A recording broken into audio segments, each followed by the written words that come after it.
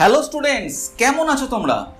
তড়িৎ ক্ষেত্র চ্যাপ্টারের একটা গুরুত্বপূর্ণ অংশ হচ্ছে কনসেন্ট্রিক স্ফেরিক্যাল শেল, অর্থাৎ একই কেন্দ্র কিন্তু বিভিন্ন ব্যাসার্ধের একাধিক গোলীয় খোলক তারা যখন পরপর অবস্থান করে একটা সিস্টেম গঠন করে তখন তাকে বলা হয় কনসেন্ট্রিক স্ফেরিক্যাল শেল। আর এই সম্পর্কে তোমরা আমাকে কমেন্ট করে জানিয়েছো যে কনসেন্ট্রিক স্ফেরিক্যাল শেল বা সিঙ্গেল স্ফেরিক্যাল শেলের ওপর একটা ক্লাস আমাদের নিন। তার জন্যই আজকের এই ক্লাসটা তোমাদের জন্য খুব স্পেশাল। জেনে রাখবে এই কনসেন্ট্রিক স্ফেরিক্যাল শেলের ওপর নিট বা জেই মেন পরীক্ষায় অনেক অঙ্ক দেয়, তাছাড়াও এমনি এইচএস পরীক্ষাতেও প্রশ্ন আসে। তো তোমরা অবশ্যই আজকের ক্লাসটি পুরো দেখবে। আর যারা আমার এই ক্লাসকে ফলো করছো এবং আমাকে তোমাদের মতামত জানাচ্ছ কমেন্টের আকারে, তাদের প্রত্যেককে অনেক অনেক থ্যাংক ইউ। আর যারা এখনো আমার ক্লাসকে সাবস্ক্রাইব করনি, মানে আমার চ্যানেলকে সাবস্ক্রাইব করনি, তাদেরকে বলবো ক্লাস 7 থেকে 12 প্রত্যেকটি ফিজিক্যাল সায়েন্সের টপিকের ওপর আমি এই ক্লাস এই টিউন অফ ফিজিক্স চ্যানেলের মাধ্যমে তোমাদের জন্য আনবো। তো তোমরা অবশ্যই চ্যানেলটিকে সাবস্ক্রাইব করো। দেখো নিচে লাল রঙের সাবস্ক্রাইব বাটনটি দেখতে পাবে, তাকে ক্লিক করো আর পাশে দেওয়া বেল আইকনটিকেও ক্লিক করো, তাহলে প্রতিটি ক্লাস সময় মতন সবার আগে তোমাদের কাছে পৌঁছে যাবে। তো চলো আজকে শুরু করা যাক কনসেন্ট্রিক স্ফেরিক্যাল শেল। তবে হ্যাঁ, কনসেন্ট্রিক স্ফেরিক্যাল শেলের আগে একটা সিঙ্গেল স্ফেরিক্যাল শেলের জন্য বিভিন্ন পয়েন্টে ইলেকট্রিক ফিল্ড কি হয় বা পোটেনশিয়াল কি হয় তার সম্পর্কে আগে জেনে নেব। তারপর ওটার থেকেই বা ওই কনসেপ্ট থেকেই স্টেপে স্টেপে আমরা কনসেন্ট্রিক স্ফেরিক্যাল শেল সম্পর্কে বলবো এবং তার জন্য বিভিন্ন পয়েন্টে ইলেকট্রিক ফিল্ড পোটেনশিয়াল সেগুলো দেখবো, যেমন সাথে সাথে ওর বিভিন্ন সারফেসে কত কি আধান থাকে বা কত কি আধান থাকা উচিত তার ক্যালকুলেশনগুলোও করব। চলো স্টার্ট করি তাহলে।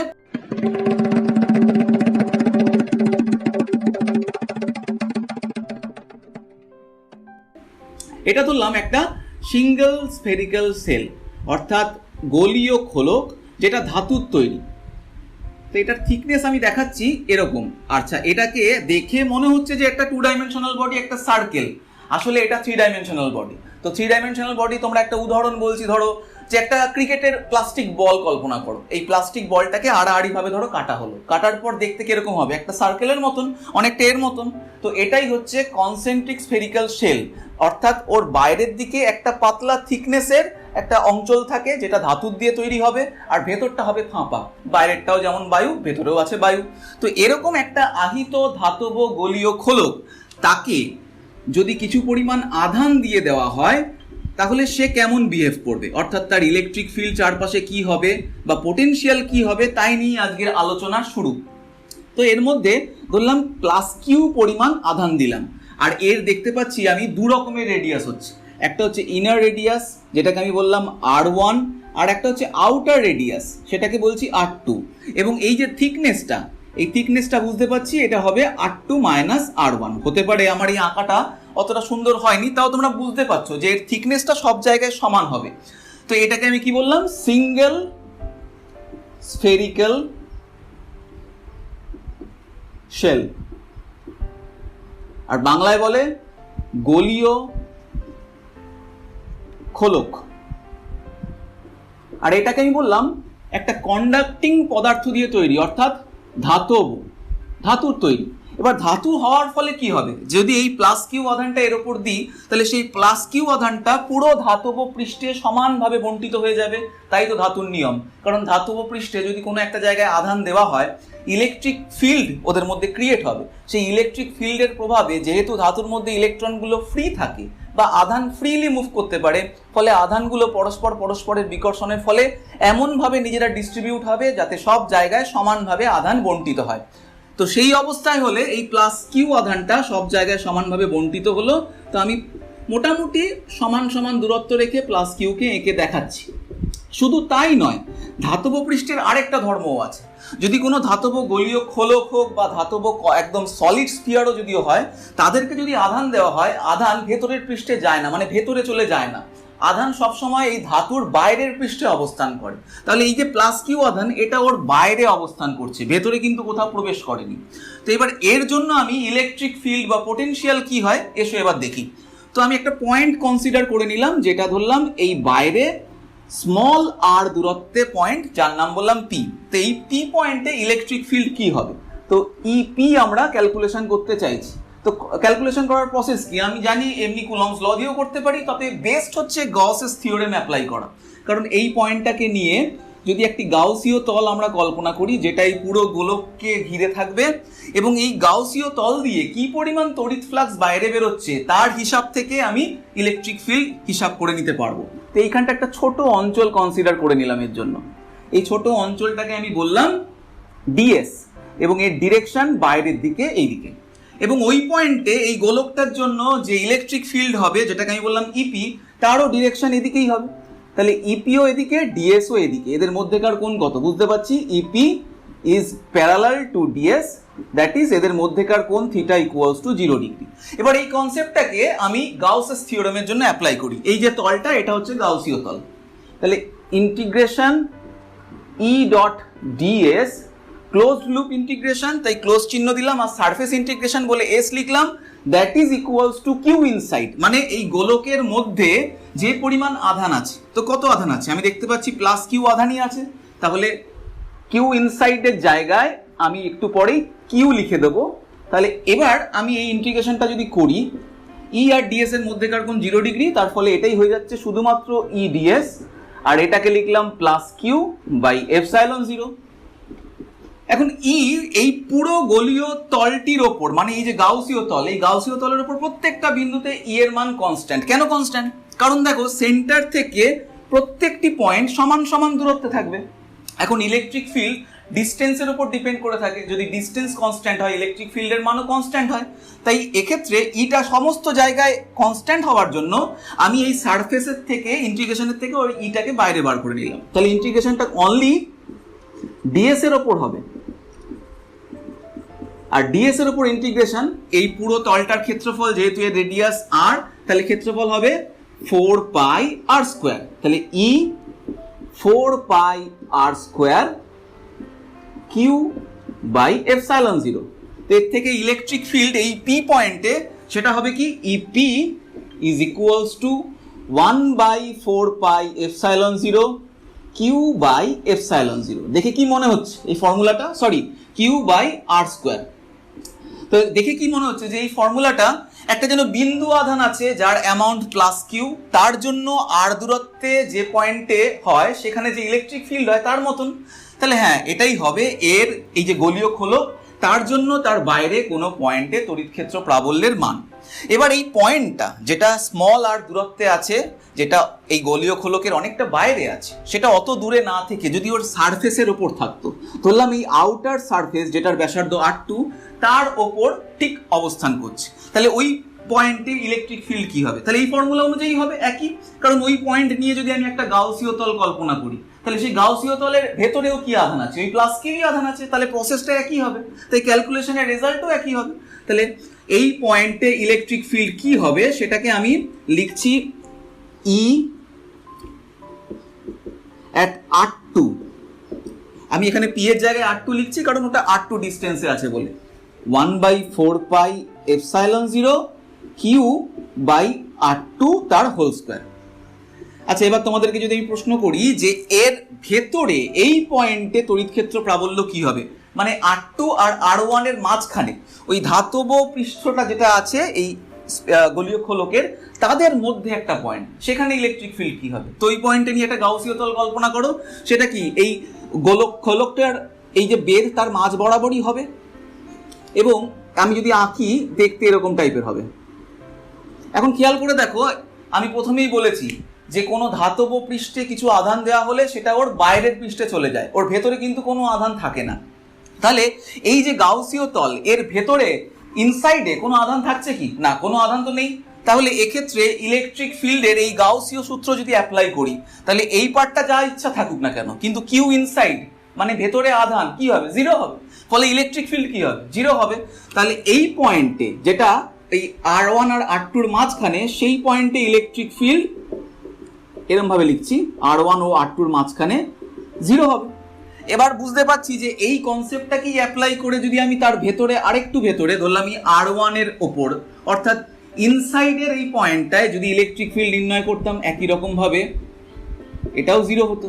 শুধু তাই নয়, যে কোনো পয়েন্টে যদি আমি ক্যালকুলেশন করি এর ভেতরে সেন্টার পর্যন্ত যে কোনো জায়গায়, ইলেকট্রিক ফিল্ড কি হবে? 0 হবে, কারণ ওর ভেতরে তো কোথাও আধান নেই, আধান তো যা আছে সে সব বাইরের পৃষ্ঠে আছে। তাহলে ইলেকট্রিক ফিল্ড কেবলমাত্র 2 জায়গায় হচ্ছে, একটা হচ্ছে এই সারফেসের ওপর, আর তারপর আরেকটি জায়গা হচ্ছে সারফেসের বাইরে যে কোনো পয়েন্ট পর্যন্ত, ইনফিনিটি পর্যন্ত। কিন্তু এর ভেতরে কোনো ইলেকট্রিক ফিল্ড নেই। তাহলে যদি আমরা ইলেকট্রিক ফিল্ড ভার্সেস আর এর একটা গ্রাফ আঁকি এই গোলীয় গোলকের জন্য, সেই গ্রাফটা কেমন হবে দেখতে দেখি।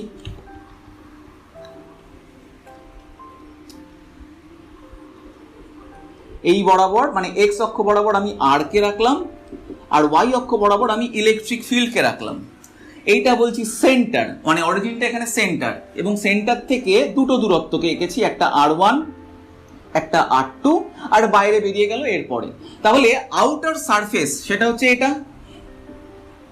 তাহলে এই পয়েন্টে ইলেকট্রিক ফিল্ডের একটা ভ্যালু আছে, that is equals to 1/4πε0 Q/r2²। সেটা হচ্ছে এই হাইটটা, এবং এই মানটাকে আমি বলছি যে এটাই হচ্ছে এই মানটা। তাহলে এরপর কি দেখতে পাচ্ছি যে যত দূরত্ব বাড়ছে তত ইলেকট্রিক ফিল্ডের মান আর এর স্কোয়ারের ব্যস্তানুপাতে চেঞ্জ হচ্ছে। কারণ ফর্মুলাটা কি পেয়েছিলাম, E equals to 1/4πε0 Q/r², that is E is inversely proportional to r², বা মানে এই Q আর 1/4πε0 এগুলো তো কনস্ট্যান্ট।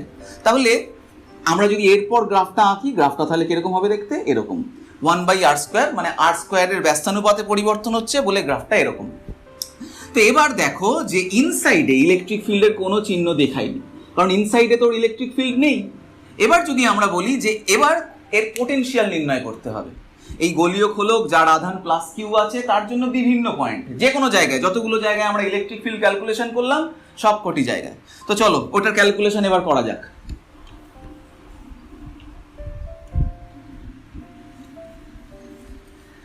তো একটু আগে আমরা ইলেকট্রিক ফিল্ড ক্যালকুলেশন করে নিয়েছিলাম, সেটা ছিল এই আর দূরত্বের একটা পয়েন্ট পি পয়েন্ট, এবং যার মান হয়েছিল ই অ্যাট পি বা ই আর আমি লিখলাম 1/4πε0 Q/r²। তো আমরা এই ইলেকট্রিক ফিল্ডের ফর্মুলাটাকে যদি কাজে ইউজ করে পোটেনশিয়াল ক্যালকুলেশন করি তাহলেও করা যায়, কারণ আমরা শিখেছি যে E equals to minus dV dR, এই ফর্মুলাটা। তার মানে ভি আর ই এর মধ্যেকার সম্পর্ক হচ্ছে এটা। তো এর থেকে আমি ক্যালকুলেশন করলে ডিভি ইকুয়ালস টু কি হয়, মাইনাস ই ডিআর। এখন ই আর ডিআর দুটো যদি সিমিলার ডিরেকশনে হয় তাহলে এই দুটোকে স্কেলার রূপে লেখা যায়, আর না হলে ভেক্টরিক্যালি তোমরা যদি লিখতে চাও তাহলে এটাই হয়ে যেত মাইনাস ই ডট ডিআর। এখন ইলেকট্রিক ফিল্ড আর ডিআর, ইলেকট্রিক ফিল্ড কোন দিকে, এদিকে, আর ডিআর বা আর তারও ডিরেকশন এদিকে। তো দুটো সিমিলার ডিরেকশন হওয়ার জন্য ওদের মধ্যেকার কোন 0 ডিগ্রি হওয়ায় ই ডট ডিআর সেটাকে ই ডিআর লিখতে পারি। তাই এই পার্টটাকে আমার দরকার নেই, আমি এই স্কেলার ফর্ম দিয়েই কাজ করব। তো ইন্টিগ্রেশন করছি, ইন্টিগ্রেশন কোথা থেকে কোথা বন্ধ করব। ইনিশিয়াল পয়েন্ট আমি ধরলাম ইনফিনিটিতে আছে, তাহলে ফার্স্ট পয়েন্ট ইনফিনিটিতে, সেই সময় পোটেনশিয়াল কি হয়, সেই সময়কার পোটেনশিয়াল হয় 0। ইনফিনিটিতে যে কোনো চার্জের জন্য তার ইনফিনিটি জায়গায় পোটেনশিয়াল 0। এবার সে তার যদি ভেতরে কোনো একটা পয়েন্ট নেওয়া হয় সেইখানে একটা পোটেনশিয়াল হয়, সেটা প্লাস হয়। এবার সেটা চার্জের উপর অবশ্যই ডিপেন্ড করে। তো এখানে যে চার্জটা আছে সেটা প্লাস কিউ আমরা জানি, এর জন্য এর চারপাশে যে কোনো পয়েন্টে পোটেনশিয়াল প্লাস হবে আর ইনফিনিটিতে পোটেনশিয়াল 0 হবে। তো সের জন্য ইনফিনিটিতে পোটেনশিয়াল 0 বলে এটাকে 0 লিখলাম। এবার আমি চাইছি এই পয়েন্টে পোটেনশিয়াল নির্ণয় করতে, তাহলে ইনফিনিটি হচ্ছে ইনিশিয়াল পজিশন আর ফাইনাল পজিশন হচ্ছে এই পয়েন্ট, দ্যাট ইজ আর ডিস্টেন্সে, তাই এটাকে আর লিখলাম। তাহলে এই পয়েন্টের পোটেনশিয়ালকে আমি বললাম ভিপি বা ভিআর, তোমরা যা ইচ্ছা বলো, এটাকে আমি ভিআর বলছি।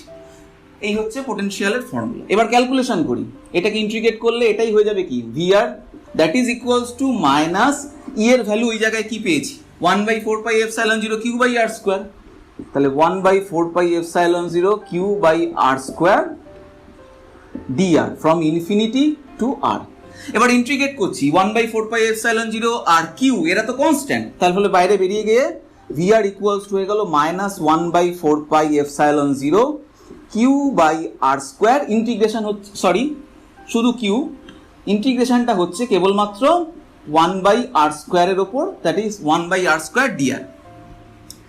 এবার ইন্টিগ্রেশন করলে এই 1/r² এর ভ্যালু হয় মাইনাস 1/r। এবার লিমিট যদি বসাই এটাই হয়ে যাচ্ছে VR equals to minus 1/4πε0 minus 1/r plus 1/∞। এখন 1/∞ দ্যাট ইজ 0, তাহলে এর ভ্যালুটা কি হচ্ছে finally V R equals to 1/4πε0 মাইনাসে প্লাস, বিকজ এখানে একটা মাইনাস আছে, আবার 1/r এর একটা মাইনাস আছে, তাহলে এটাই হয়ে গেল Q/r। এখানে সব কটা জায়গায় একটা করে কিউ হবে, যেটা লেখা হয়নি। তাহলে Q/r এটা হচ্ছে এই পি পয়েন্টে বা আর দূরত্বে কোনো বিন্দুতে পোটেনশিয়াল। তাহলে এটাকে লিখে নিচ্ছি। তাহলে ভিপি বা ভি আর যা ইচ্ছা বলতে পারি, that is equals to 1/4πε0 Q/r। এবার এই কনসেপ্টটাকে কাজে লাগিয়ে আবার আগের মতন যে ওর সারফেসে পোটেনশিয়াল কত হবে সেগুলো যদি বার করি, তাহলে প্রসেসটা তোমরা লিখে নিয়েছো। এই প্রসেসটা লেখার পর আমি এটাকে মুছে দেবো, এরপর আমি এই বিভিন্ন জায়গায় পোটেনশিয়ালগুলোকে নির্ণয় করবো। তোমরা একটু লিখে নাও। ওকে, তাহলে এটা মুছে দিয়ে আমি নেক্সট পার্টটা দেখাচ্ছি।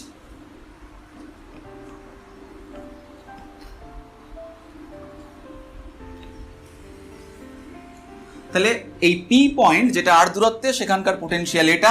এবার আমি সারফেসে চাই, মানে R2 ব্যাসার্ধের ওপর যে কোনো পয়েন্ট, সেই পয়েন্টে পোটেনশিয়াল কি হবে। একই প্রসেস, যদি ওই পয়েন্টে ইলেকট্রিক ফিল্ড বার করতে হতো যেমন একই প্রসেসে করেছিলাম গাউসীয় থিওরেম, তাহলে এখানেও পোটেনশিয়াল অনুযায়ী ডিস্টেন্সের উপর ডিপেন্ড করে আছে, দেখতে পাচ্ছি ভেতরের আধান কিউ।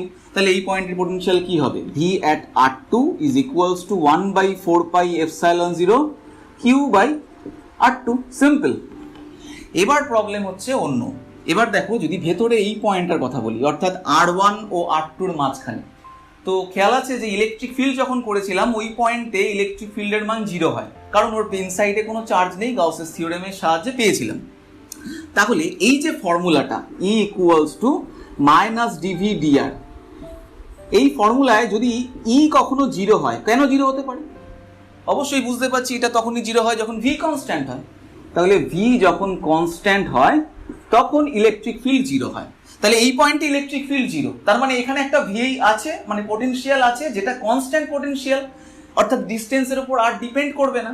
এবার সেই কনস্ট্যান্ট পোটেনশিয়ালটা কি বা কত, সেটা হচ্ছে এই সারফেসে যে পোটেনশিয়াল সেটাই এর ভেতরে এই পয়েন্টেরও পোটেনশিয়াল।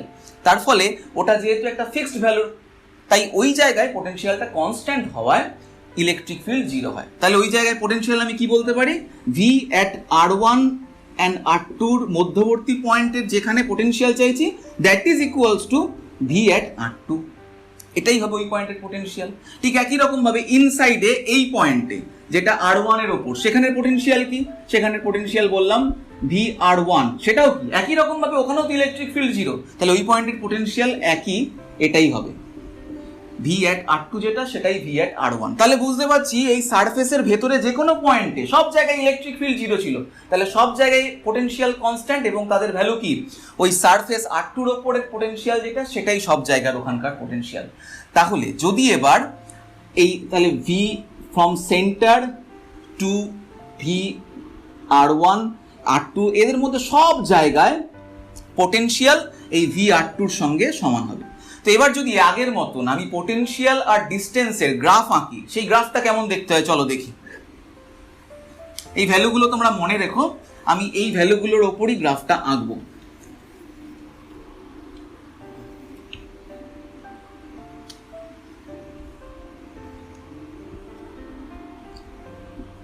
এক্স অক্ষ বরাবর আর রাখলাম, ওয়াই অ্যাক্সিস বরাবর আমি পোটেনশিয়াল রাখলাম। এটাকে আমি সেন্টার বললাম, এটাকে R1 বললাম, এটাকে R2 বললাম, এবং এরপরে R। তো এই সারফেস পর্যন্ত আমি দেখতে পেয়েছিলাম পুরো ব্যাপারটা কনস্ট্যান্ট, সেন্টার থেকে সারফেস পর্যন্ত, এই R2 পর্যন্ত, এবং that is potential is equals to the surface, এই জায়গাটা যে পোটেনশিয়াল এই পয়েন্টের, দ্যাট ইজ 1/4πε0 Q/R2, এবং সেটাকে আমি বলেছিলাম ভি অ্যাট R2 তার সঙ্গে সমান। তাহলে এইটাকে আমি কি দেখাতে পারি, এরকম কনস্ট্যান্ট হওয়ার জন্য এর মান কি, এর মান হচ্ছে এইটা। এরপরে পোটেনশিয়াল আস্তে আস্তে কমতে থাকে, যত ডিস্টেন্স বাড়তে থাকে তত পোটেনশিয়াল কমে কমে একসময় অসীমে গিয়ে 0 হয়। তো আর দূরত্বে পোটেনশিয়াল কত ছিল আমরা দেখেছিলাম, V at small r is equals to 1/4πε0 Q/r। তাহলে V R is inversely proportional to 1/r। তাহলে গ্রাফ যদি আমি এটাকে প্লট করি, তাহলে গ্রাফটা এরকম হচ্ছে, এবং ইনফিনিটিতে গিয়ে এর ভ্যালুটা 0 হবে, তাই এটা মিশে যাচ্ছে না, এটা চলতে থাকছে। এই হচ্ছে পোটেনশিয়াল আর ডিস্টেন্সের গ্রাফ, মানে VR graph for spherical shell, অর্থাৎ গোলীয় খোলক। ঠিক একই রকম ভাবে ইলেকট্রিক ফিল্ডের গ্রাফটাও তোমাদের মনে আছে যে ইনসাইডে এই সি থেকে R2 পর্যন্ত ইলেকট্রিক ফিল্ড 0 হয় এবং R2-র পরে ইলেকট্রিক ফিল্ডটা 1/r² এর সাথে সাথে চেঞ্জ করছে।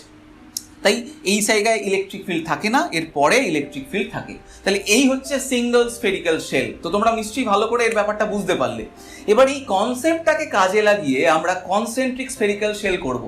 কনসেন্ট্রিক বলতে আমি বলেইছিলাম যে একই কেন্দ্র বা ডিফারেন্ট রেডিয়াসের একাধিক গোলীয় খোলক যখন একটার ওপর আরেকটা অবস্থান করে একটা সিস্টেম গঠন করে তখন তাকে বলা হয় কনসেন্ট্রিক স্ফেরিক্যাল শেল। চলো করা যাক।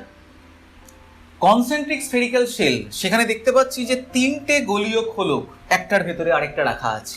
তো 3টেরই সেন্টার একটাই, সি, এবং ধরলাম এই গোলকটার নাম এ, এটার নাম বি এবং এটার নাম সি, এবং প্রথম গোলকটির ব্যাসার্ধ আর এ, দ্বিতীয় গোলকটির ব্যাসার্ধ আর বি এবং তৃতীয় গোলকটির ব্যাসার্ধ আর সি, এবং ধরলাম ভেতরের গোলকটিতে আধান আছে কিউ এ প্লাস কিউ এ। এখন তোমরা মাইনাস দিয়ে করলেও একই রকম ব্যাপার, তো প্রসেসটা একই, শুধুমাত্র আমি প্লাস দিয়ে দেখাচ্ছি। এটার ওপর আধান আছে প্লাস কিউ বি এবং এটার ওপর আধান আছে প্লাস কিউ সি। তো এটা সলভ করার জন্য আমি একটু আগেই যে সিঙ্গেল স্ফেরিক্যাল শেলের জন্য বিভিন্ন পয়েন্টে ইলেকট্রিক ফিল্ড বা পোটেনশিয়াল হয় সেগুলোকে একটা জায়গায় লিখে নিয়েছি, কারণ এই পয়েন্টগুলোর ওপর ভিত্তি করেই আমি এখানে বিভিন্ন পয়েন্টে ইলেকট্রিক ফিল্ড বা পোটেনশিয়াল নির্ণয় করব। তোমরাও এই পয়েন্টগুলো লিখে নাও তোমাদের খাতায়, তাহলে তোমাদেরও সুবিধা হবে। তো এবার বাইরে একটা পয়েন্টে আমি ইলেকট্রিক ফিল্ড বার করতে চাইছি। এই পয়েন্টটা ধরলাম আর ডিস্টেন্স আছে। এই পয়েন্টে ইলেকট্রিক ফিল্ড কি হবে? একই প্রসেসে গাউসীয় থিওরের সাহায্যে আমি এই পয়েন্টে ইলেকট্রিক ফিল্ড বার করলে ওর ভেতরে যে টোটাল আধান ডিভাইডেড বাই ওর ডিস্টেন্স স্কোয়ার। তাহলে এই পয়েন্টে ইলেকট্রিক ফিল্ড হবে E at small r is equals to 1/4πε0 QA plus QB plus QC, total আধান যেহেতু এটা ডিভাইডেড বাই আর স্কোয়ার। এবার যদি বলি এই সারফেস, এর ওপরে কি হবে? এইখানে হবে ই অ্যাট, এটার ব্যাসার্ধ যেহেতু আর সি তাই আমি আর সি লিখলাম, ইজ ইকুয়ালস টু 1/4πε0। ইনসাইডের চার্জ তো একই আছে, ফলে চার্জ একই থাকবে, শুধুমাত্র ডিস্টেন্সটা আলাদা হয়ে গেছে। তাহলে Q A plus Q B plus Q C divided by শুধুমাত্র আর সি স্কোয়ার। এবার যদি বলি এই পয়েন্টে, আচ্ছা বেস্ট হয় যদি এই পয়েন্টে না করে এই সারফেসের ওপর করি, এইটা তোমরা বুঝে যাবে। এই পয়েন্টে যদি করি, এটা দেখতে পাচ্ছি এখন ওর ডিস্টেন্স কত, এখন আরবি। এই পয়েন্টে ইলেকট্রিক ফিল্ড কি হবে? একটা জিনিস খেয়াল করে দেখো যে এইখানে যদি আমি গাউসীয় তল কল্পনা করি এই পয়েন্টে, তাহলে এর ভেতরে যা আধান আছে সেই আধানটাকে এখানে নেওয়া হবে। বাইরে কি আধান আছে তা কিন্তু দেখা হবে না, বাইরে হয়তো কিউ সি আধান আছে আর ভেতরে আধান আছে কিউ এ আর কিউ বি। তাহলে এর জন্য ওই পয়েন্টে ইলেকট্রিক ফিল্ড হবে E at RB is equals to 1/4πε0 QA plus QB divided by RB তার হোল স্কোয়ার। তো এবার একটা জিনিস খেয়াল করে দেখো যে আমরা যখন সিঙ্গেল স্ফেরিক্যাল শেল করেছিলাম সেক্ষেত্রে স্ফেরিক্যাল শেলের ইনসাইডে ইলেকট্রিক ফিল্ড 0 হয়, এটা আমরা দেখেছিলাম। তো এই যে পয়েন্টটা, এই পয়েন্টটা এই সি স্ফেরিক্যাল শেলের ইনসাইডে, তাই এই সি স্ফেরিক্যাল শেলের জন্য এই পয়েন্টে ইলেকট্রিক ফিল্ড কিচ্ছু হবে না। কেবলমাত্র ইলেকট্রিক ফিল্ড কাদের জন্য হচ্ছে? এই কিউ এ আর কিউ বির জন্য হচ্ছে। তাহলে এই যে inside for Q C but outside or surface for Q A and Q B বা R A and R B, তাই তাদের জন্য ইলেকট্রিক ফিল্ড হলো এটা। ঠিক একই রকম ভাবে যদি তোমরা এই পয়েন্টে বার করতে, তাহলে সেটা কি হতো? এটাই হতো, এটাই রেজাল্ট হতো, শুধুমাত্র ডিস্টেন্সটা আলাদা হতো। এখানে আরবির জায়গায় এই সেন্টার থেকে এই ডিস্টেন্সটা তুমি যদি জানো তাহলে সেটা লিখে দিতে, তাহলে তাই হতো। এবার আমি বললাম যে এই পয়েন্টে ইলেকট্রিক ফিল্ড কি হবে, যেটা হচ্ছে আবার আর এর ওপর, অর্থাৎ একদম ইনসাইডে যে স্ফেরিক্যাল শেল আছে তার সারফেসে। তো একই রকম ভাবে এটাও তোমরা বলতে পারো E at RA is equals to 1/4πε0 QA by RA square. কারণ এখন এই পয়েন্টটা এই RB এবং RC, মানে এই বি আর সি তাদের দুটোরই ইনসাইডে, ফলে ওদের দুটোর জন্য ইলেকট্রিক ফিল্ড 0। বাট এই আরবি বা সরি এই আর এস যে ব্যাসার্ধের যে গোলকটা আছে তার তো বাইরে, তাই তার জন্য ইলেকট্রিক ফিল্ড হবে, তাই তারই হলো। আচ্ছা এবার যদি আমি পোটেনশিয়াল ক্যালকুলেশন করি, পোটেনশিয়াল আমরা দেখেছিলাম যে বাইরে কোনো পয়েন্টে V at out is equals to 1/4πε0 Q by R হয়, আর সারফেসে সেটাও একটা ভ্যালু হয়, বাট ইনসাইডে সারফেসের যে পোটেনশিয়াল হয় সেটাই হয়। তো এখানে তো তিনটে আছে স্ফিয়ার, তাহলে আমরা চলো ক্যালকুলেশন করি সের জন্য পোটেনশিয়াল। তো ইলেকট্রিক ফিল্ডটা তোমরা একটু লিখে নাও, লিখে নিয়ে তারপর আমি এটাকে পোটেনশিয়ালে যাব। ওকে,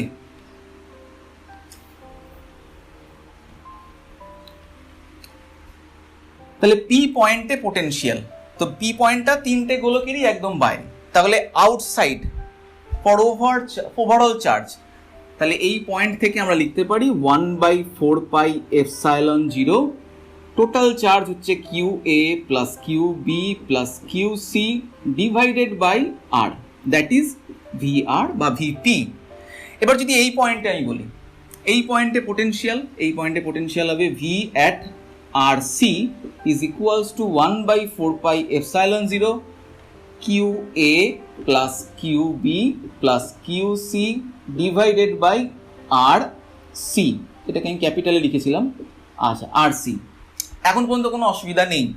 এইবার প্রবলেম হবে যদি আমি পয়েন্টটা এইখানে বলি, যেটা এই আর বির ওপরে আছে, তাহলে এই পয়েন্টটা আর এ আর আর বি অর্থাৎ এ আর বি এই দুটো স্ফিয়ারের জন্য বাইরে, বাট সি এর জন্য ভেতর। তাহলে এই পয়েন্টে পোটেনশিয়াল হবে এই যে সারফেসে এই বড়টার জন্য যে পোটেনশিয়াল হচ্ছিল সেটা যেটা হবে সেটা এখানে কনস্ট্যান্ট থাকবে। এখন তোমরা ভাবতে পারো যে স্যার এই পয়েন্টে পোটেনশিয়াল তো এই পুরোটা হয়, এটা কিন্তু ওই শুধুমাত্র সি এর জন্য না, এ বি অ্যান্ড সি তিনটের জন্য এই পয়েন্টে পোটেনশিয়াল। তাহলে শুধুমাত্র সি এর জন্য এই পয়েন্টে পোটেনশিয়াল কি হবে? বুঝতেই পাচ্ছি এই পয়েন্টে পোটেনশিয়াল হবে শুধুমাত্র সি এর জন্য। যদি আমি বলি এই পয়েন্টে পোটেনশিয়াল হবে 1/4πε0 Q C by R C হবে। তাহলে আমি এইটার কথা বলছি, এই পোটেনশিয়ালটা ওর ভেতরে, এই সি এর ভেতরে সমস্ত জায়গায় কনস্ট্যান্ট থাকবে। তাহলে এই পয়েন্টে যদি আমি পোটেনশিয়াল বার করি, সেই পোটেনশিয়ালটাকে আমি লিখছি V R B is equals to 1/4πε0 এদের ভেতরে যেগুলো আছে charge, that is Q A plus Q B, Q C তো নেই, ডিভাইডেড বাই আর বি। এটা তো হলো। তাছাড়াও আরেকটা জিনিস যেটা হচ্ছে এই বাইরের স্ফিয়ার, তার জন্য পোটেনশিয়াল হবে এবং সেটা ওর যা সারফেসে ছিল সেটাই হবে। তাহলে এটা plus 1/4πε0 Q C by R C, এটা খেয়াল করে দেখো। তাহলে এই পয়েন্টে পোটেনশিয়াল তার জন্য দুটো রকম বিষয় দায়ী। একটা হচ্ছে এই পয়েন্টের ভেতরে যে সমস্ত আধানগুলো আছে সেই আধানগুলোর জন্য এই পয়েন্টে পোটেনশিয়াল, আর বাইরে যেটা আছে গোলক, গলীয় খোলক, তার সারফেসে যে পোটেনশিয়াল সেই পোটেনশিয়ালটাই এখানটায় হবে। তাহলে এটা প্লাস এটা। আচ্ছা, তাহলে এই পয়েন্টে পোটেনশিয়াল কি হবে তোমরা নিজেরাই বুঝতে পারছো। এই পয়েন্টে পোটেনশিয়াল হবে এই গোলকটার বাইরে এই পয়েন্টটা, তাহলে এর জন্য একটা পোটেনশিয়াল, প্লাস এই গোলকটার সারফেসে যে পোটেনশিয়ালটা হচ্ছে এর জন্য সেটারও এটা একটা পার্ট হবে, আর এই গোলকটার সারফেসে যে পোটেনশিয়াল হচ্ছিল সেটারও একটা পার্ট হবে। তাহলে টোটাল তিনটে পার্ট লিখবো এবং তাহলে আমি এটা লিখতে পারি V R A is equals to 1/4πε0 Q A by R A, এটা হচ্ছে ভেতরের গোলকটা। এবার বাইরেরটার জন্য লিখছি 1/4πε0 Q B by R B, মানে ওর সারফেসে কিউ বি চার্জের জন্য যে পোটেনশিয়াল ছিল সেটাই হচ্ছে এই পয়েন্টের ইনসাইডে একই পোটেনশিয়াল, প্লাস 1/4πε0 এই বড় গোলকটার সারফেসে যেটা সেটাই আবার এর জন্য ওর ভেতরে পোটেনশিয়াল। তাহলে 1/4πε0 Q C by R C. তাহলে তোমরা স্টেপে স্টেপে বুঝতে পারলে যে এই পোটেনশিয়ালটা কি হয়। তাহলে একদম আউটসাইডে যে পয়েন্টে পোটেনশিয়াল হচ্ছে একদম সোজা, যে তিনটে টোটাল যে আধান আছে দ্যাট ইজ ডিভাইডেড বাই ওই পয়েন্টের ডিস্টেন্স। শুধুমাত্র ডিস্টার্ব হচ্ছে কখন, যে যখন ভেতরে আসছে পয়েন্টটা, ভেতরে যখন আসছে পয়েন্টটা তখন যে গোলকটার ভেতরে আছে সেই গোলকটার সারফেসে যেটা পোটেনশিয়াল সেটাই ওর ভেতরে ওই পয়েন্টে পোটেনশিয়াল হয়ে যায়, যেটা হচ্ছে এই পার্টটা। আবার এর পরের ক্ষেত্রে এই দুটো পার্ট। তাহলে এর থেকে তোমরা পোটেনশিয়াল ক্যালকুলেশন বুঝতে পারলে। এবার ধরো দুটো গোলক দেওয়া আছে এবং তোমাদেরকে প্রশ্ন করা হলো যে এই পোটেনশিয়াল ডিফারেন্স কত হলো সারফেসগুলোর মধ্যে, সেটা ক্যালকুলেশন করো। চলো আমরা নেক্সট করে দেখি। তাহলে দুটো গোলক দেখতে পাচ্ছি এ আর বি, যাদের একটার উপর আধান আছে কিউ এ, আরেকটার উপর আধান আছে কিউ বি। প্রথমটা রেডিয়াস আর এ, তার পরেরটা রেডিয়াস হচ্ছে আর বি। তো এবার এই দুটো সারফেসের পোটেনশিয়াল ডিফারেন্স আমরা বার করতে চলেছি। তো এই পয়েন্টে আগে পোটেনশিয়াল বার করে নিই। এই পয়েন্টটা এখন যেহেতু দুটো গোলকেরই বাইরে, তাহলে এটা ক্যালকুলেশন করা একদম সোজা। সেটা আমরা দেখেছিলাম যে ভি এট বি হবে 1/4πε0, টোটাল যে ইনসাইডে আধান আছে that is Q A plus Q B divided by ওই ডিস্টেন্সটা that is R B, no problem. এরপর আমরা চাইছি এই পয়েন্টে পোটেনশিয়াল বার করতে, যেটাকে আমি বললাম ভি এ। এখন খেয়াল করে দেখো আগেরটার মতোই, এই পয়েন্টটা এই ছোট গোলকটার বাইরে, বাট এই বড় গোলকটার ইনসাইডে। তাহলে ছোট গোলকটার জন্য যে পোটেনশিয়াল হয় সেটা তো হবেই, আর বড় গোলকটার জন্য সারফেসে যে পোটেনশিয়াল হয় সেটাও হবে এই পয়েন্টের পোটেনশিয়াল। তাহলে কি হবে 1/4πε0, ছোট গোলকটার জন্য বলছি Q A divided by R A. Okay, next বড় গোলকের জন্য 1/4πε0 Q B divided by R B, কারণ ওর সারফেসের পোটেনশিয়াল হচ্ছে এটাই Q B by R B বড় গোলকটার জন্য, এবং সেটাই হবে ইনসাইডের পোটেনশিয়াল। তাহলে এই দুটোর যোগফল। তাহলে এবার পোটেনশিয়াল ডিফারেন্স মানে ভি এ মাইনাস ভিবি যদি করি, বিয়োগ করি, কোনটা বেশি হবে বলে মনে হচ্ছে? দেখি ক্যালকুলেশন করে। তো এটা ক্যালকুলেশন করলে দেখতে পাচ্ছি যে আর বি কিউ বি আর বি এখানে এই পার্টটা কেটে যাচ্ছে বিয়োগ হওয়ার জন্য। পড়ে থাকছে কি? পড়ে থাকছে VB minus V A equals to 1/4πε0 Q A by R B minus Q A by R A. তো এটাকে আমি দেখতে পাচ্ছি যে এটাই হচ্ছে পোটেনশিয়াল ডিফারেন্স, এবং কেবলমাত্র কিউ এর চার্জের উপর ডিপেন্ড করছে। দেখো কিউ বি কোথাও নেই এই ডিফারেন্সের মধ্যে। কিউ এ বলতে কোনটা? এই ইনসাইড। ইনসাইডের কি পরিমাণ চার্জ আছে তার উপর ডিপেন্ড করছে, আউটসাইডে কি চার্জ আছে না আছে তার উপর ডিপেন্ডই করছে না এই পোটেনশিয়াল ডিফারেন্সটা। এখন আর এ আর আর বি কোনটা বড়? আর এ আর আর বির মধ্যে দেখতে পাচ্ছি আর বি ইজ গ্রেটার দেন আর এ, তার মানে 1/RB is less than 1/RA। তাহলে এটা যদি হয়, তাই এটাকে একটু সুন্দর করে যদি লিখি, তাহলে এটা আমরা লিখতে পারি VA মাইনাস VB, কারণ দেখতে পাচ্ছি আরবিটা আগে দেওয়া আছে আর আরবি ছোট, তাহলে তো অ্যান্সার নেগেটিভ হয়ে যাবে। তাই পজিটিভ করার জন্য VA মাইনাস VB করলাম is equals to 1/4πε0 QA by RB বা sorry RA minus QA by RB, কারণ 1/RBটা 1/R এর থেকে ছোট বলে। এবার এই QAটা কনস্ট্যান্ট বলে আমি কমন নিলাম, তাহলে এটাই হয়ে গেল QA। এটাই হচ্ছে এই দুটো সারফেস বা দুটো গলীয় খোলকের পৃষ্ঠের বিভবের মধ্যেকার বিভব পার্থক্য, এবং that is depend on the amount of charge inside spherical shell. মানে ভেতরের গলীয় খোলকের মধ্যে কি পরিমাণ চার্জ আছে তার উপর ডিপেন্ড করে। আর ডিপেন্ড করে কি? ওদের গোলকগুলোর ব্যাসার্ধের অনন্যকের পার্থক্যের উপর।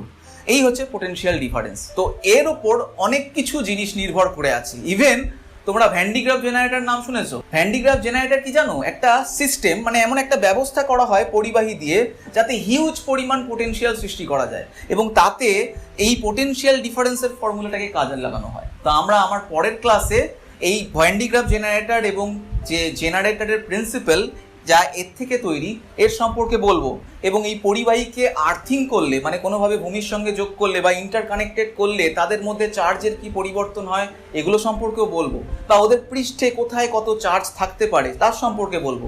তো তোমরা আজকের ক্লাসটা বুঝলে, এর পরের দিনের ক্লাসটাও অবশ্যই দেখো। আর এই পুরো ক্লাসটা দেখার জন্য তোমাদের প্রত্যেককে অনেক অনেক থ্যাংক ইউ।